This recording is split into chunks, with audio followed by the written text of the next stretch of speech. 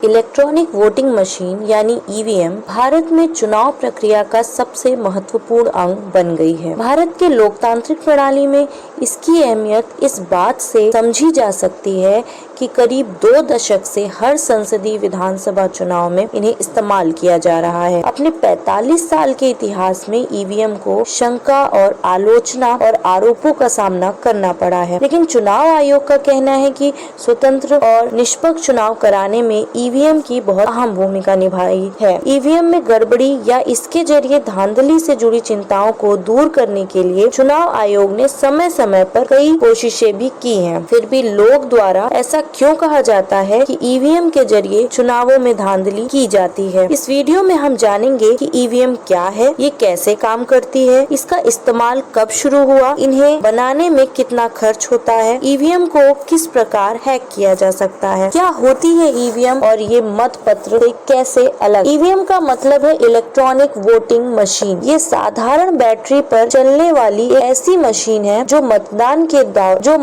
के दौरान डाले गए वोटों को दर्ज करती है और वोटों की गिनती भी करती है। ये मशीन 3 हिस्सों से बनी होती है। एक होती है कंट्रोल यूनिट यानी सीयू, दूसरी बैलेटिंग यूनिट यानी बीयू। ये दोनों मशीन 5 मीटर लंबी एक तार से जुड़ी होती है। तीसरा हिस्सा होता है ईवी बैलेटिंग यूनिट यानी बीयू।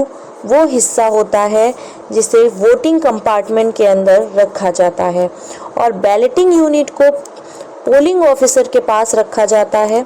ईवीएम से पहले जब बैलेट पेपर यानी मत पत्र के जरिए वोटिंग होती थी, तब मतदान अधिकारी मतदाता को कागज का मत पत्र दिया करते थे।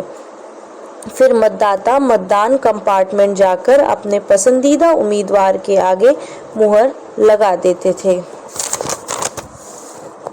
फिर इस मत पत्र की पेटी में डाल दी जाती थी, लेकिन ईवीएम की व्यवस्था में कागज और मुहर की इस्तेमाल नहीं होता। अब मतदान अधिकारी कंट्रोल यूनिट पर बैलेट बटन दबाते हैं।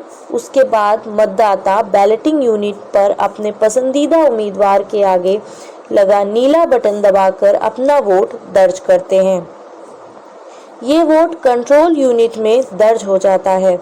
ये यूनिट 2000 वोट दर्ज कर सकती है। मतदान संपन्न होने के बाद मतगणना इसी यूनिट के माध्यम से की जाती है। एक बैलेटिंग यूनिट में 16 उम्मीदवार के नाम दर्ज किए जा सकते हैं। अगर उम्मीदवार अधिक हैं तो अतिरिक्त बैलेटिंग यूनिट को कंट्रोल यूनिट से जोड़ा जा सकता है।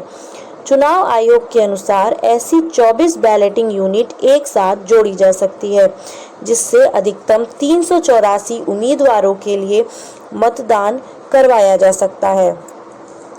भारत के चुनाव आयोग के मुताबिक ईवीएम बहुत ही उपयोगी है और ये पेपर बैलेट यानी मत पत्र की तुलना में एक सटीक होती है, क्योंकि इसमें गलत या अस्पष्ट वोट डालने की संभावना खत्म हो जाती है। इससे मतदाताओं को वोट देने में भी आसानी होती है और चुनाव आयोग को वोट गिनने में भी। पहले सही जगह मुहर न लगने के कारण मत खारिज हो जाया करते थे, लेकिन अब ऐसा नहीं होता। चुनाव आयोग कहता है कि इसके इस्तेमाल के लिए मतदाताओं को तकनीक का ज्ञान होना भी जरूरी नहीं है। निरीक्षण मतदाताओं के लिए इसे और भी ज्यादा सुविधाजनक बताया जाता है। Voter verifier paper auditory trail VVPAT क्या है?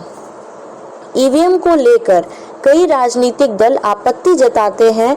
इन शंकाओं को दूर करने के इरादे से चुनाव आयोग एक नई व्यवस्था लेकर आया है, जिसे voter verifier paper auditory trail यानी वीवीपैट कहा जाता है। ये ईवीएम से जोड़ा गया है। एक ऐसा सिस्टम है जिससे वोटर ये देख सकते हैं कि उनका वोट सही उम्मीदवार को पड़ा है कि नहीं। ईवीएम की बैलेट यूनिट पर नीला बटन दबते ही बगल में रखी वीवीपैट मशीन में उम्मीदवार के नाम, क्रम और चुनाव चिन्ह वाली एक पर्ची छपती है। 7 सेकंड के लिए वो वीवीपैट मशीन में छोटे से पारदर्शी हिस्से में नजर आती है और फिर सील बंद बक्से में गिर जाती है। शंकाओं का निदान करने के लिए ऐसी व्यवस्था भी बनाई गई है कि हर चुनाव क्षेत्र में किसी एक मशीन का रैंडम तरीके से चयन किया जाता है और फिर ईवीएम मशीन के वोटों का मिलान वीवीपैट के पर्चियों से किया जाता है। चुनाव आयोग के अनुसार अगर कहीं मशीन में वोटों के आंकड़े वीवीपैट के पर्चियों के आंकड़ों से अलग आते हैं तो वीवीपैट के आंकड़ों को दर्ज किया जाता है। क्या ईवीएम को हैक किया जा सकता है? ईवीएम को 2 तरीके से हैक किया जा सकता है। पहला डिस्प्ले बदलकर और दूसरा मशीन की मेमोरी रीराइट करके। कोई जानकार आदमी मशीन में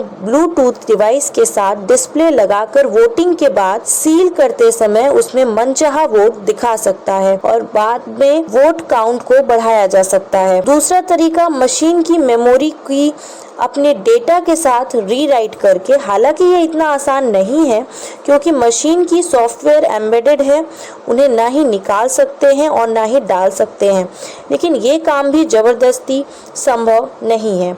इसके लिए आपके पास मशीन का एक्सेस होना जरूरी है।